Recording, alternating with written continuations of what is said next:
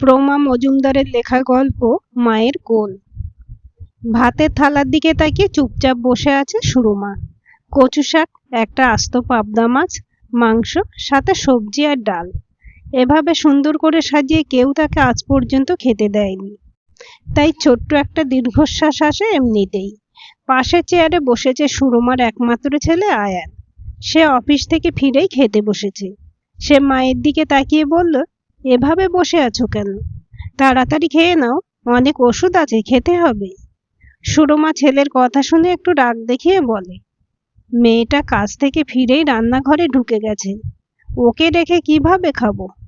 ওকে ডেকে নে, আর আমি এত কিছু একা খেতে পারবো না। সুরমা রান্নাঘরের দিকে তাকায়। নীরা রান্নাঘর থেকে সব শুনছে আর মুচকি মুচকি হাসছে। 7 দিন হলো নীরার শাশুড়ি সুরমা ছেলের বাড়ি বেড়াতে এসেছেন। এরই মধ্যে মায়ে জড়িয়ে নিয়েছেন নীরাকে। আয়ান একটা ব্যাংকে চাকরি করে, আর নীরা একটা স্কুলের টিচার। ওদের বিয়ের বয়স প্রায় 1 বছর। দুজনে মিলে ভালোই সাজিয়ে গুছিয়ে সংসার করছিল।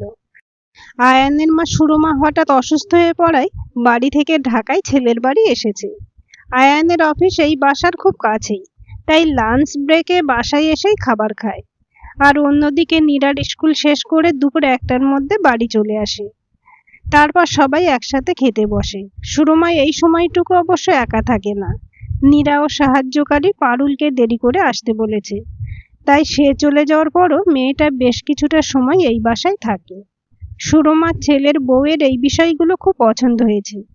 মেয়েটা তার প্রতি যত্নশীল, কিন্তু সেটা ফলাও করে বলে না। এই যে আয়ান ওকে জোর করে নিজের কাছে নিয়ে এসেছে, এটাও নীরার জন্য। সে সুরমাকে ফোন করে বলে, আপনি যদি অসুস্থ হয়ে বাড়িতে পড়ে থাকেন, তাহলে তো আয়ান ঠিকমতো কাজে মন দিতে পারবে না।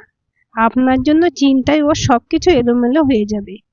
তার চেয়ে ভালো এখানে চলে আসেন। আপনাকে চোখের সামনে দেখলে ও শান্তি পাবে। আর তাছাড়া আমাদের কাছে থাকলে আপনারও ভালো লাগবে। ছেলে বউয়ের কথায় যথেষ্ট যুক্তি আছে। সত্যি, ছেলেটা তার একটু বেশিই মা পাগল। বাবা চলে যাওয়ার পরই তাকে নিজের কাছে পাকাপাকিভাবে নিয়ে আসতে চেয়েছিল, কিন্তু সুরমার নিজের ঘর আর স্বামীর স্মৃতি ওই বাড়িটা রেখে কোথাও যেতে মন চাইতো না। তবুও ছেলের বিয়ের আগে 1-2 মাস করে এসে থাকতো ছেলের কাছে। ভেবেছিল ছেলেকে বিয়ে দিয়ে পাকাপোক্তভাবে নিজের বাড়িতে চলে আসবে, কিন্তু এখানেও বিধি বাম। হঠাৎ শরীরটা বেশি খারাপ হয়ে গেছে। খুব দুর্বল লাগে, প্রেশারটাও ঠিক থাকে না। যদিও ওকে দেখাশোনা করার জন্য 2জন মানুষ আছে, তবুও খারাপ লাগতো। ছেলেকে ইচ্ছে করে কিছু বলতো না, চিন্তা করবে ভেবে।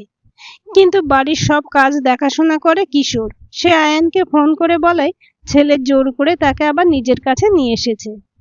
ডাক্তার অবশ্য সব পরীক্ষা নিরীক্ষা করে বলেছে ওর রক্তে শূন্যতা দেখা দিয়েছে, আবার হাড়েও ক্ষয় ধরেছে। প্রেশারের ওষুধও বদলে দিয়েছেন। এখন একটু সাবধানে আর বিশ্রামে থাকতে হবে।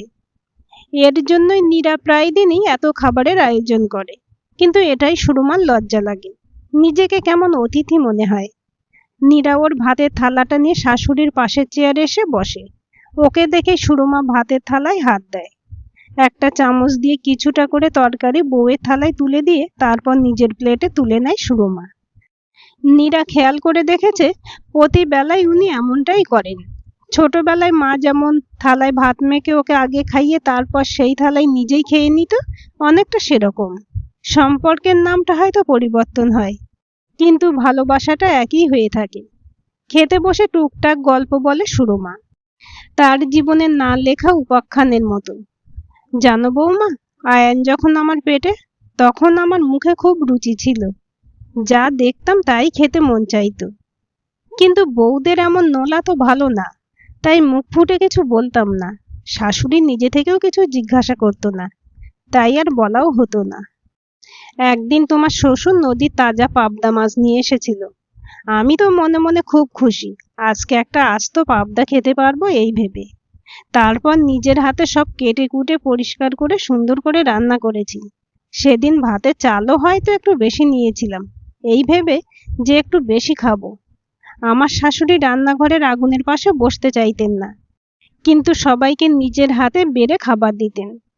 আমি সব সেরে রান্নাঘর থেকে বেরিয়ে যাই, আবার স্নান করে সবার শেষে খেতে আসি। সবাই খাবার খেয়ে যে যার ঘরে চলে যায়। আমি তরকারির বাটির ঢাকনা তুলে দেখি অল্প একটু ঝোল আর ডাল পড়ে আছে, আর কিছু নেই। বাড়িতে আমি সহ সদস্য 7 জন। মাছ তো বেশি করেই রান্না করেছিলাম, কিন্তু এখন নেই। কিছুতেই হিসেব মেলাতে পারছিলাম না। পাশ থেকে শাশুড়ি মা এসে বলেন, আমার মেয়েটার পাবদা মাছ খুব পছন্দ, তাই ওকে একটার জায়গায় 2টা মাছ দিয়েছি বেশি। 2 দিন পর বিয়ে হয়ে অন্যের ঘরে চলে যাবে, তখন হয়তো পছন্দ মতো কিছু খেতেও পারবে না। তুমি একটা ডিম ভাজি করে খেয়ে নাও, রাতে অন্য কিছু রান্না করে নিও। খুব কষ্ট পেয়েছিলাম সেদিন, আবার লজ্জাও লাগছিল। মা তার নিজের সন্তানের পছন্দ জানে, কিন্তু বউয়ের পছন্দ জানবে না, এটাই তো স্বাভাবিক। আমি মাথা নিচু করে দাঁড়িয়েছিলাম। একবার ভেবেছিলাম খাবো না, কিন্তু পেট তো আর মনের কথা বোঝে না, তাই ঝাপসা চোখে 2 গাল ভাত খেয়েছিলাম সেদিন। ডিম ভাজি করার মতো ইচ্ছে আর ছিল না। কথাগুলো বলে সুরমা একটু মুচকি হাসে। চোখের কোণে উঁকি দেওয়া জলটা হয়তো আড়ালে গড়িয়ে যায়। নীরা শাশুড়ি মায়ের কথাগুলো শুনে একটা দীর্ঘশ্বাস ফেলে। মা জানেন, চুপচাপ স্বভাবের মানুষগুলো সারা জীবন কাটে আফসোস করে। কিছু না বলতে পারার আফসোস, নিজের খুশি মতো কিছু না করতে পারার আফসোস। আবার যারা চুপ করে সব মেনে নেয়, তাদেরও সীমাহীন আফসোস। ছোটবেলায় আমার মাকে দেখতাম, মুখের উপর কাউকে কিছু বলতে পারতো না, কিন্তু মন খারাপ করতো ঠিকই। এর জন্য মনে মনে ঠিক করেছিলাম, ঠোঁট কাটা বা ঝগড়ুটে না হলেও উচিত কথা বলতে কখনো পিছপা হব না। সুরমা মাথা নেড়ে হাসে। এর জন্য মেয়েটাকে ওর এত ভালো লাগে। মনে যা ভাবে মুখেও তাই বলে দেয়। আয়ান খেতে বসে তাদের কথা শোনে। মায়ের এই গল্পগুলো তার অজানা। মা বরাবরই একটু বেশি চুপচাপ, খুব নরম স্বভাবের, আবার সব মেনে নিত। তাই বাড়ির সবাই মাকে বেশ পছন্দ করত। একটু বড় হওয়ার পর বাবাকেও দেখেছে মায়ের যত্ন করতে, তার ইচ্ছা অনিচ্ছার প্রাধান্য দিতে। খাওয়া শেষ করে আয়ান অফিসে চলে যায়। নীরা সব গুছিয়ে একটু বিশ্রাম করে। সুরমার ভাত ঘুমের অভ্যাস নেই, তারপরও একটা বই নিয়ে বিছানায় শোয়। এখানে আসার পর এই সময়টা ওর খুব খারাপ লাগে। বাড়িতে থাকলে এই সময়ে পাড়ার মেয়ে বউরা আসে, একটু গল্প গুজব করে সুরমা ওদের সাথে। এই বাড়ির সবকিছু নিয়ম মেনে চলে। আয়ান অফিস থেকে ফেরে প্রায় প্রতিদিন বাজার নিয়ে, আবার নীরা সেগুলো গুছিয়ে রাখে। রান্নার পর আয়ান রান্নাঘর গোছাতেও সাহায্য করে। দুজন একসাথেই কাজ ভাগাভাগি করে নিয়েছে, এটা দেখতেও ভালো লাগে। সুরমা একটু সিরিয়াল দেখতে পছন্দ করে, তাই সন্ধ্যার পর টিভির সামনে বসে। ছেলে এই সময় তার কোলে মাথা রেখে শুয়ে থাকে, ছোটবেলার গল্প করে, নয়তো বাবার গল্প করে। কিন্তু এভাবে শুয়ে বসে থাকতে সুরমার ভালো লাগে না, তাই আজ নীরার কাছে আবদার করেছে, আমাকেও একটু কাজ করতে দাও, আর কত চুপচাপ বসে থাকবো। নীরা মিষ্টি হেসে বলে, ঠিক আছে, কাল চাল আর ডাল একসাথে মিশিয়ে দিয়ে যাব, বেছে দেবেন। নীরার কথা শুনে সুরমা হাসে। 7 সকালেই এই বাড়িতে কাজে তোড়জোড় শুরু হয়ে যায়। আয়ান আর নীরা একসাথেই কাজে বেরিয়ে যায়। নীরা সকালের খাবার শেষ করে স্কুলের জন্য তৈরি হয়ে নেয়। সুরমা 1 কাপ চা নিয়ে ড্রয়িং রুমে বসে। সুরমা অবাক হয়ে নীরার কাজ দেখে। কি সুন্দর লাগছে ওকে দেখতে, একদম ছিমছাম সাজ, তবুও আলাদা। কেমন সুন্দর ভাঁজ করে শাড়ি পরে। সে নিজে এত বছর শাড়ি পরছে, কিন্তু ওর মতো পরিপাটি করে পরতে পারে না। নীরা রান্নাটা নিজের হাতে করলেও পারুলকে দিয়ে সব কাজ গুছিয়ে রাখছে। কি কাটতে হবে, কি কাপড় ধোবে, কোথায় কি আছে সব বলে দিচ্ছে, আবার হাতের খাতাগুলোতেও চোখ বুলিয়ে নিচ্ছে। সুরমা নিজের কথা ভাবে, শুধু সংসার সামলাতে গিয়েই ওকে হিমশিম খেতে হয়েছে। সব কাজ গুছিয়ে করার চেষ্টা করলেও ত্রুটির কমতি ছিল না। আর নীরা ঘর আর বাইরে কি সুন্দর সামলে নেয়। ওর মতো ঘরকুনো না, অনেক বেশি আধুনিক আর শিক্ষিত, সব দিক দিয়ে সমানভাবে খেয়াল রাখে। নীরা সুরমার হাতে সকালে খাওয়ার ওষুধগুলো ধরিয়ে দিয়ে আয়ানের সাথে বেরিয়ে যায়। সুরমার আয়ানের বাবার কথা মনে পড়ে। মানুষটা খুব কড়া ধাঁচের ছিল, গ্রামের স্কুলের হেডমাস্টার, তাই স্বভাবেও বেশ গাম্ভীর্য ছিল। তবে তার প্রতি কখনো অবহেলা করেনি। শাশুড়ি মা যতদিন সংসারের মাথা ছিলেন, তখন আড়ালে তার আবদার পূরণ করার চেষ্টা করেছে। তারপর যখন সংসারের বয়স বেড়েছে, তখন তার যত্নটাও বেড়েছে।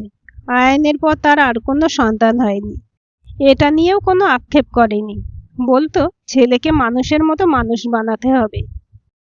একটা বয়সের পর সে সংসারের কর্ত্রী হয়েছে, নিজের ইচ্ছে মতো সংসার করার সুযোগ পেয়েছে, কিন্তু ততদিনে অনেক শখই মরে গেছে। তার নীরাকে দেখে খুব ভালো লাগে, মেয়েটা স্বাধীনভাবে সংসার করতে পারছে। ছেলে নিজেই নীরাকে পছন্দ করেছিল, তাই সে কোনো আপত্তি করেনি, ওদের ভালো থাকাটাই আসল কথা। পারুল বসে কাটাকুটি করছে, এমন সময় সুরমা রান্নাঘরে যায়। পারুলকে বলে, আমাকে একটু দেখিয়ে দে কোথায় কি আছে, আজ আমি রান্না করব। পারুল চোখ তুলে তাকায়। না মাসিমা, আপনি বসে থাকুন, বৌদি জানলে আমাকে মেরেই ফেলবে। আপনাকে তো কাজ করতে না করেছে, আপনি অসুস্থ। আমি এখন সুস্থ আছি, এভাবে শুয়ে বসে থাকলেই বেশি অসুস্থ হয়ে পড়ব। মেয়েটা রোদে পুড়ে কাজ করে এসে আবার রান্নাঘরে ঢুকবে, যেখানে আমি এখনো শক্ত সমর্থ আছি, এটা মানতে পারবো না। যা, এবার আমাকে রান্না করতে দে। ক্লাস শেষ করে নীরা স্টাফ রুমে এসে বসে। নীরাকে আজ একটু ক্লান্ত দেখাচ্ছে, তাই দেখে ওর কলিগ রিমা বলে, শরীর খারাপ নাকি? মুখটা এমন মলিন দেখাচ্ছে কেন? নীরা অল্প হেসে বলে, তেমন কিছু না, মনে হয় অ্যাসিডিটি হয়ে গেছে। কয়েকদিন কাজের চাপে একটু যাচ্ছে, তাই বিশ্রামও নিতে পারছি না। ও আচ্ছা, বাড়ি ফিরে ওষুধ খেয়ে একটু রেস্ট নিও।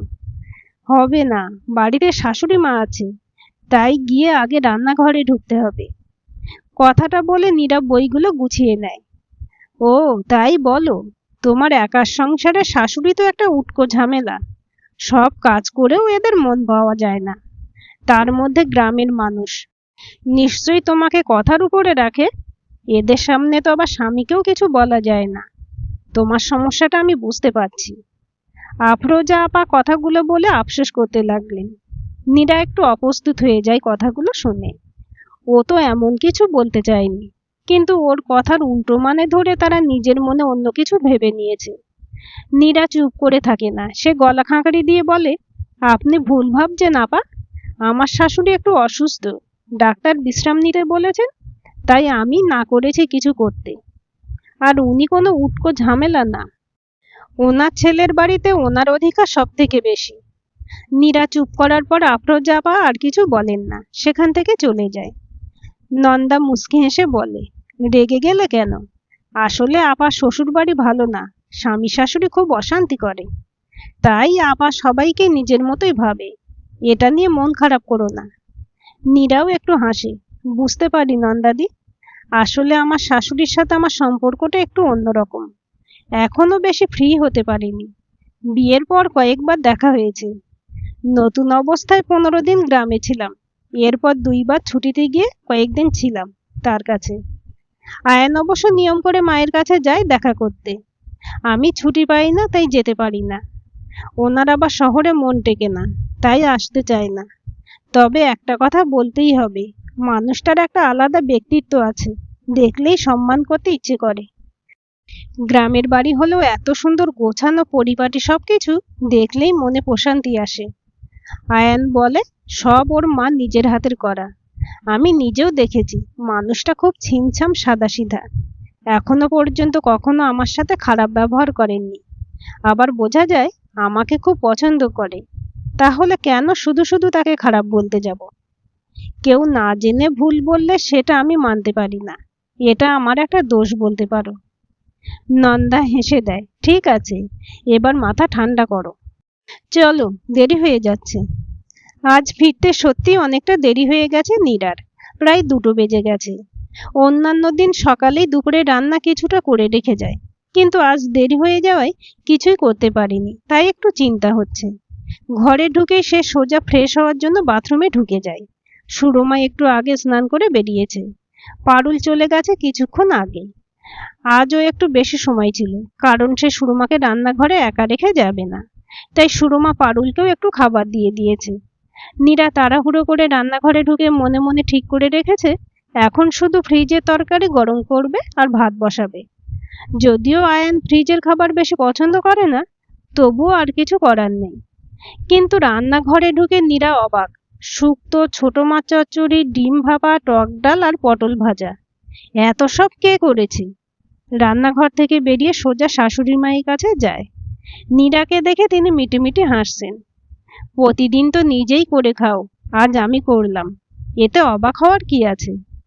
নীরা ইতস্তত করছে, যদি আয়ান কিছু মনে করে তা ভাবছে।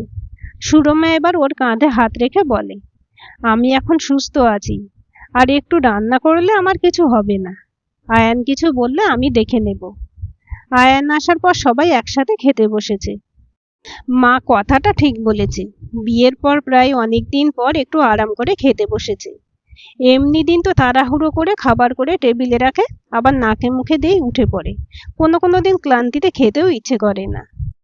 নীরা কথাগুলো ভাবছে আর দেখছে সুরমা আগে তার আর আয়ানের প্লেটে খাবার তুলে দিয়ে নিজের প্লেটে নিচ্ছে। আয়ান খাবার মুখে দিয়ে মায়ের দিকে তাকায়। বহু পরিচিত স্বাদ, অনেক দিন পর আবার খাচ্ছে। আয়ান নীরার মুখের দিকে তাকায়, মেয়েটা মাথা নিচু করে খাচ্ছে। তোমাকে এখানে এনেছি বিশ্রাম করার জন্য, কিন্তু তুমি সেই রান্নাঘরে ঢুকে গেলে। নীরা কি তোমাকে বলেছে রান্না করতে? নাকি নীরার রান্না তোমার পছন্দ হচ্ছে না? তাহলে বলো বাড়ি থেকে কাউকে নিয়ে আসবো। না না, আমি কিছু বলিনি, উনি নিজেই করেছে, বিশ্বাস করো। আয়ানের কথা শুনে সুরমা চোখ বড় বড় করে তাকায়। পাশে বসা নীরার চোখ ছলছল করছে। সুরমা একটু গলা উঁচু করে বলে, আমি কি বলেছি আমার অসুবিধা হচ্ছে? বউ করে এনেছিস বলে শুধু শুধু নীরার দোষ ধরবি না। ও আমাকে কিছু বলেনি, আমি নিজেই করেছি। যদি তোর বাড়িতে আমাকে কোনো কাজই না করতে দিস তো কালই আমি গ্রামে চলে যাব। এভাবে শুয়ে বসে থাকতে আমার ভালো লাগে না। মায়ের কথায় আয়ান হতভম্ব হয়ে যায়। ও তো একটু রাগ করার অভিনয় করেছিল, কিন্তু মা তো সত্যি সত্যি রাগ করে বসেছে। সে আর কথা বাড়ালো না, কারণ জানে সুরমা অনেক বেশি অভিমানী। ছেলের উপর অভিমান করে চলে যেতেও পিছপা হবে না। ঠিক আছে, তবে মাঝে মাঝে করবে, আর একা একা রান্নাঘরে যেও না। কথাটা বলে আবার খাওয়ায় মনোযোগ দেয়।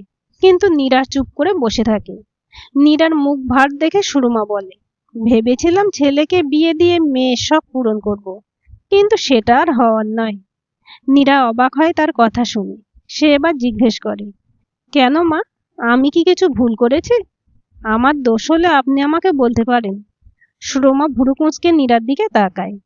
1 বছরেও আপনি থেকে তুমি হতে পারলাম না, আবার আসছে ভুল ধরিয়ে দিতে। যদি আমার মেয়ের মতো হতে তাহলে আয়ানের কথা শুনে চোখের জল ফেলতে না, গলা চড়িয়ে বলতে, আমার মা কাজ করলে তোমার কি? সুরমা কথাটা একটু ব্যঙ্গ করে বলে, তাই শুনে আয়ান হেসে ফেলে। আর নীরা গোল গোল চোখ করে শাশুড়ির দিকে তাকিয়ে থাকে। বিকাল প্রায় 5টা। সুরমা নিজের ঘর থেকে বেরিয়ে ড্রয়িং রুমে বসে।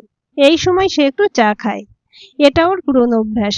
আয়ান দুপুরের খাবার খেয়ে আবার অফিসে চলে গেছে। নীরা চা করার জন্য রান্নাঘরে যায়, এমন সময় ওর ফোনটা বেজে ওঠে। ভিডিও কল দিয়েছে নীরার মা। নীরা কাজ করতে করতে কথা বলছে, ডাইনিং রুমে দাঁড়িয়ে। নীরার মায়ের মুখটা ভার হয়ে আছে। কয়েকবার জিজ্ঞাসা করায় উত্তর দেয়, ছেলের বউ আজ ওনাকে কিছু তিক্ত কথা শুনিয়েছে, তাই মহিলার খুব কষ্ট হয়েছে। তিনি একা একা চলাফেরা করতে পারেন না, পারলে হয়তো অন্য কোথাও চলে যেতেন। মেয়ে জামাইয়ের কাছে থাকতে পারবেন না, তাই চিন্তা করছেন বৃদ্ধাশ্রমে চলে যাবেন। নীরা মায়ের সাথে কিছু কথা বলে ফোন রেখে দেয়। চা নিয়ে শাশুড়ির পাশে এসে বসে। মনটা খারাপ হয়ে আছে। ফোনটা একটু লাউড স্পিকারে ছিল, তাই কিছু কথা সুরমার কানেও এসেছে।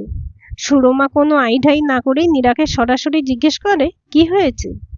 নীরা শাশুড়ি মায়ের প্রশ্নে মুখটা কালো করে উত্তর দেয়, আমার মা দাদার সংসারে বোঝা হয়ে গেছে। বৌদি বলছে মায়ের জন্য তাদের সংসারের খরচ বেশি হচ্ছে। মাকে নিয়ে অনেক সমস্যা হয়, মা যেন অন্য কোথাও চলে যায়। তুমি তো জানো আমরা 2 ভাই বোন, বাবা একটা সরকারি চাকরি করত, সেই অল্প টাকা দিয়েই মা সংসার সামলিয়েছে, আমাদের পড়াশোনা শিখিয়ে বড় করেছে। সারা জীবন কষ্ট করার পর একটু সুখের মুখ দেখেছিল দাদা চাকরি হওয়ার পর। কিন্তু দাদার বউ কখনো মাকে সহজভাবে মেনে নিতে পারেনি। তার ধারণা মা আমাকে সবকিছু দিয়ে দেয়। তবে আমার বিয়ের পর মা একটু নিশ্চিন্ত হয়েছিল, কিন্তু এখন মানুষটা আবার কষ্টে আছে। বাবা যদি মায়ের জন্য একটা মাথা গোঁজা ঠাঁই করে দিয়ে যেতে পারত, তাহলে আজ এই দিন দেখতে হতো না। তোমার কাছে নিয়ে এসো বলেছিলাম, আসতে চাইছে না। আমাকে বলে মেয়ের জামাইয়ের কাছে থাকাটা সম্মানের না। বাবার পেনশন আর কিছু জমানো টাকা আছে মায়ের নামে, তাই চাইছে বৃদ্ধাশ্রমে চলে যাবে। সুরমা চুপ করে আছে, হয়তো অনেক কিছু ভাবছে। নীরা উঠে নিজের ঘরে চলে যায়। রাত প্রায় 8টা। আয়ান অন্যান্য দিনের মতো মায়ের কোলে এসে মাথা রাখে। নীরা রান্নাঘরে আছে। সুরমা ছেলের মাথায় হাত বুলিয়ে দিয়ে বলে, কাল অফিস থেকে ফেরার সময় নীরার মাকে তোর সাথে করে নিয়ে আসবি। এখন থেকে সে এখানেই থাকবে। আয়ান অবাক হয়ে মায়ের দিকে তাকায়। ছেলের চোখের ভাষা তিনি বুঝতে পারেন। ছেলে হিসেবে তুই যেমন আমার প্রতি কর্তব্য করিস, তেমনি মেয়ে হিসেবে নীরারও ওর মায়ের প্রতি দায়িত্ব আছে, যা তাকে করতে হবে। আর তোর দায়িত্ব ওকে সহযোগিতা করা, ওর না বলা কথাগুলো বুঝে নেওয়া। সুরমা কথাগুলো বলে টিভি দেখায় মন দেয়। রাত প্রায় 10টা। তিনজন একসাথে খেতে বসেছে। নীরার চোখ মুখ ফোলা, নিশ্চয়ই মেয়েটা কেঁদেছে। এত আধুনিক মেয়ে এত নরম সরম হলে চলে? নীরার দিকে তাকিয়ে আয়ান বলে, কাল মামনিকে তৈরি থাকতে বলো, আমি অফিস থেকে ফেরার সময় নিয়ে আসব। নীরা অবাক হয়ে আয়ানের দিকে তাকায়। আয়ান তার মাকে মামনি বলে। ওর কথার মানে বুঝতে পেরে নীরা শাশুড়ির দিকে তাকায়। সুরমা আস্তে আস্তে খাচ্ছিল। নীরার চোখ দেখে বলে, ওভাবে তাকানোর মতো কিছু হয়নি। আমি শুধু তোমার কর্তব্যটা মনে করিয়ে দিয়েছি। এই বাড়িটা যতটা আয়ানের, ঠিক ততটাই তোমার। আয়ানের মায়ের যদি এখানে থাকার অধিকার থাকে, তাহলে তোমার মায়েরও আছে। আর তাছাড়া মনে রেখো, তুমি আয়ানের উপর নির্ভরশীল না। নিজে উপার্জন করছো, তাই নিজের ইচ্ছাটা পূরণ করবে। আমি এখানে থাকলে যেমন আমার ছেলে শান্তি পাবে, তেমন তোমার মা এখানে থাকলে তুমিও শান্তি পাবে। একদিক থেকে ভালোই হলো, আমার একটা সঙ্গী হবে। এখানেও একসাথে থাকবো, আবার মাঝে মাঝে দুই বুড়ি গ্রামের বাড়িতে থেকে আসবো। আয়ান মায়ের কথা শুনে হাসছে, কারণ সে তো জানে তার মা অন্য সবার থেকে আলাদা, একদম অন্যরকম। নীরা ভেজা চোখে শাশুড়ি মায়ের দিকে তাকিয়ে আছে। ওর চোখে কি আছে? কৃতজ্ঞতা, শ্রদ্ধা, নাকি নির্ভরতা? রাত প্রায় 8টা। নীরা রান্না শেষ করে ড্রয়িং রুমে এসে বসে। পাশে শাশুড়ি মা বসা। নীরা নির্দ্বিধায় সুরমার কোলে মাথা রাখে। সুরমাও অভ্যাসবশত বউয়ের মাথায় হাত রাখে। দেখলেই চোখ জুড়িয়ে যায়। কিন্তু এতেই সমস্যা হয় আর একজনের। ওদের দেখে আয়ান নীরার দিকে তেড়ে আসে। তুমি আমার জায়গা কেন দখল করেছো? নীরা মুখটা স্বাভাবিক রেখেই বলে, আমি আমার জায়গায় আছি। জানো না, আমি মায়ের মেয়ে, তাই এখন থেকে এটা আমার জায়গা। তুমি চাইলে পাশের সোফায় বসতে পারো। আয়ান রাগে কটমট করে মায়ের মুখের দিকে তাকায়। সুরমা মুচকি হেসে ওর অন্য পাশে আয়ানকে শোয়ার জন্য জায়গা করে দিচ্ছে। নীরার মা ড্রয়িং রুমেই ছিলেন। ওদের কাজ দেখে তিনি ভেজা চোখে হাসছেন। গল্পটি কেমন লাগলো কমেন্ট করে জানাবেন। ভালো লাগলে লাইক, শেয়ার এবং সাবস্ক্রাইব করবেন। আর অবশ্যই বেল আইকনটি ক্লিক করে রাখবেন।